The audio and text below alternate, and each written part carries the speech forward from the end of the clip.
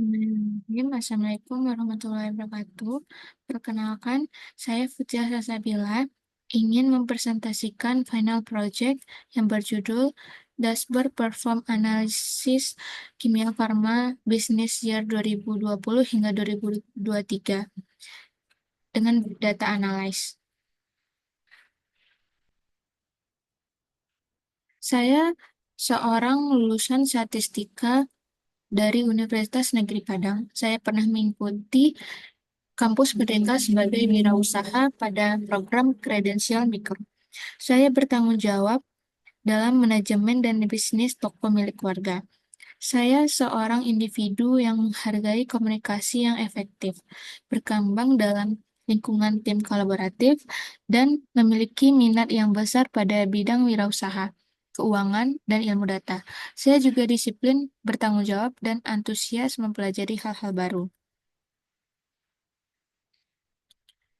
Berikutnya adalah saya pernah mengikuti kursus pada bulan Maret 2025, yaitu kursus Review Intro to Data Analysis. About Company. Kimia Farma adalah perusahaan farmasi milik negara atau BUMN di Indonesia yang bergerak di bidang produksi, distribusi, dan retail farmasi. Perusahaan ini merupakan salah satu pelaku utama dalam industri kesehatan nasional, menyediakan obat-obatan, alat kesehatan, serta layanan kesehatan lainnya. Kimia Farma didirikan pada tahun 1817 oleh pemerintah kolonial Belanda dengan nama NV Chemical Handel Redcap dan CO, menjadikannya perusahaan farmasi tertua di Indonesia. Setelah kemerdekaan, perusahaan ini dinasionalisasi dan berganti nama menjadi Kimia Farma pada tahun 1971. Berikutnya, Kimia Farma adalah salah satu perusahaan farmasi terbesar di Indonesia yang berperan penting dalam distribusi dan penjualan produk kesehatan. Dalam dunia bisnis yang semakin berkembang yang terintegrasi secara digital, pengambilan keputusan berbasis data menjadi sangat krusial. Oleh karena itu, analisis kinerja perusahaan selama periode 2020 hingga 2023 diperlukan untuk memahami tren pendapatan, transaksi, dan perform cabang di berbagai provinsi. Dengan menggunakan Google Looker Studio, proyek ini bertujuan untuk mengembangkan visualisasi data dinamis yang membantu dalam pemantauan kinerja keuangan, operasional, dan strategi bisnis. Data yang digunakan berasal dari Kimia Farma, akan diimpor dan dianalisa to BigQuery. BigQuery memfasilitas konsistensi dalam pengelolaan data besar dan kompleks. Dashboard mencakup berbagai matrik utama seperti perbandingan pendapatan tahunan, total transaksi per provinsi, perform penjualan, dan lain sebagainya. Berikut adalah import dataset to BigQuery. Langkah-langkah dilakukan untuk mengimport dataset to BigQuery menggunakan Google Cloud Console sebagai berikut. Yang pertama, kita login ke akun Google. Masuk ke akun Google Anda. Setelah itu, setelah login, Anda perlu memilih proyek yang sudah atau kita membuat proyek baru di Google Cloud Platform, di mana Anda ingin mengimpor dataset. Berikutnya, di dalam proyek yang dipilih, Anda harus membuat dataset baru. Dataset tersebut berfungsi untuk membuat tabel-tabel yang akan menyediakan data-data Anda. Setelah itu, unggah data. Unggah data, langkah unggah data ini, kita bisa memilih metode untuk mengunggah data ke BigQuery, seperti ada file CSV, Google Code Stock, Connect, Connect API, dan lain sebagainya. Setelah itu, menentukan skema tabel. Setelah memilih metode pengunggahan, Anda perlu menentukan skema tabel, yaitu mendefinisikan kolom-kolom dan tipe data yang sesuai. Setelah itu, semua pengaturan selesai, Anda akan mengklik Create Table yang memulai proses impor data ke dalam BigQuery. Setelah itu, verifikasi data. Sudah selesai. Sampai situ. Berikutnya adalah tabel analisa.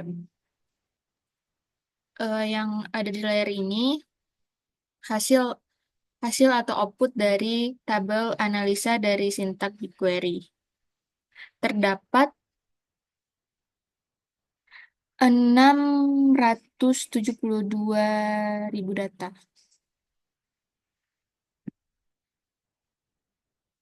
Berikutnya adalah BigQuery sintak. Link GitHub merupakan sintak dari proyek yang telah dikerjakan. Nah, di PPT ini saya melampirkan link GitHub saya dalam slide BigQuery sintak. Berikut adalah sintak saya. Setelah itu, ini adalah hasil dari analisis saya. Yang pertama adalah statistik. Statistik itu eh, terdapat total pendapatan, total transaksi, rating rata rating cabang, total net profit. Di mana total pendapatan menunjukkan total omset yang diperoleh Kimia Farma selama periode 2020 hingga 2023 sebesar 346,96 miliar. Angka ini mencerminkan skala besar bisnis yang dijalankan perusahaan. Setelah itu total transaksi. Total jumlah transaksi yang terjadi di seluruh cabang atau provinsi selama 4 tahun sebesar 672.458 transaksi, menunjukkan transaksi layanan atau penjualan baik dan produk maupun jasanya. Untuk rata-rata rating cabang, setiap cabang secara rata-rata telah mendapatkan sekitar 2,99 juta poin aktivitas selama tahun 2020 hingga 2023. Total net profit yaitu adalah laba bersih selama 4 tahun sebesar 98,54 miliar. Dari laba tersebut dapat menggambarkan tentang seberapa efisien Kimia Farma dalam mengelola keuangannya dan pendapatan. Setelah itu snapshot data. Interpretasinya adalah cabang dengan net sales tertinggi yaitu Pangkal Pinang, Bangka Belitung mencatat penjualan bersih sebesar 997 juta, salah satu yang tertinggi. Cabang Jambi juga memiliki net sales tertinggi yaitu 956 juta. Profitabilitas cabang, beberapa cabang seperti Subang, Jawa Barat memiliki net profit lebih tinggi dibandingkan cabang lainnya meskipun net salesnya lebih kecil. Untuk rating cabang, hampir semua cabang memiliki rating di atas 4,4 menunjukkan kepuasan pelanggan yang cukup baik. Berikutnya adalah ada 10 top transaksi cabang provinsi. Interpretasinya adalah terlihat dari diagram di samping bahwa Jawa Barat adalah provinsi dengan perform transaksi tertinggi. Pulau Jawa mendominasi, tetapi Sumatera dan Sulawesi juga baik. Untuk provinsi di luar Jawa, menunjukkan potensi yang bisa terus dikembangkan, terutama Kalimantan dan Riau. Untuk perbandingan pendapatan tahun 2020 hingga 2023, grafik di samping menampilkan net sales atau pendapatan bersih Kimia Farma per kuartal dari Q1 2020 hingga Q4 2023 dapat dilihat pendapatan Kimia Farma cenderung stabil secara musiman. Dengan kuartal ketiga setiap tahun menjadi momentum terbaik Puncaknya terjadi pada Q3 2022 sebanyak 22 M. Sedangkan titik terendah di Q1 2021 sebanyak 21,3 M.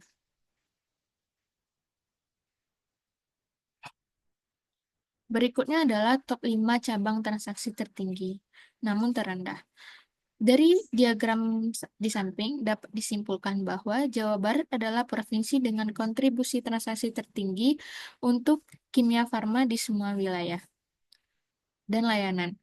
Untuk provinsi lainnya, meskipun dalam top 5 masih sangat jauh tertinggal, terutama Sulawesi Barat dan Jawa Timur. Berikut adalah top 10 net sales cabang provinsi. Dari diagram di samping dapat disimpulkan bahwa Jawa Barat adalah pusat utama penjualan kimia farma secara konsisten, unggul di semua jenis layanan. Layanan terintegrasi yaitu klinik klinik apotik laboratorium memberikan penjualan tertinggi. Untuk provinsi lainnya perlu ada peningkatan dalam strategi promosi, edukasi, dan distribusi layanan dan lain sebagainya. Geomap total profit per provinsi. Dari grafik di atas dapat dilihat bahwa total profit per provinsi di Indonesia didominasi oleh provinsi di Pulau Jawa. Berikut adalah persentase diskon PS Net Sales. Dari scatter plot di atas dapat dilihat bahwa strategi diskon terbukti dapat meningkatkan net sales secara signifikan, terutama jika diterapkan di wilayah dengan potensi pasar yang tinggi. Berikutnya adalah persentase diskon per cabang. Dari grafik di samping dapat dilihat persentase kimia farma apotik sebesar 33,9%, yaitu itu termasuk diskon terbesar. Berikutnya, kimia farma klinik dan apotek sebesar 33,1%, dan kimia farma klinik apotek laboratorium sebesar 33%. Rata-rata transaksi per tahun. Dari grafik di samping menunjukkan tren jumlah rata-rata transaksi per kuartal Q1 hingga Q3. Dari tahun 2020 hingga 2023, dapat dilihat jumlah transaksi rata-rata berada dalam rentang 41.000 hingga 43.000 transaksi. Artinya, secara umum, volume transaksi cukup konsisten setiap tahunnya. Kuartal dengan transaksi tertinggi terjadi di K3 2021 dan K2 2023, yang menunjukkan momentum kuat dalam penjualan atau transaksi pada masa tersebut. Sekian dari saya. Eh, Maaf ada kurangnya. Jika ada kurangnya, Assalamualaikum warahmatullahi wabarakatuh.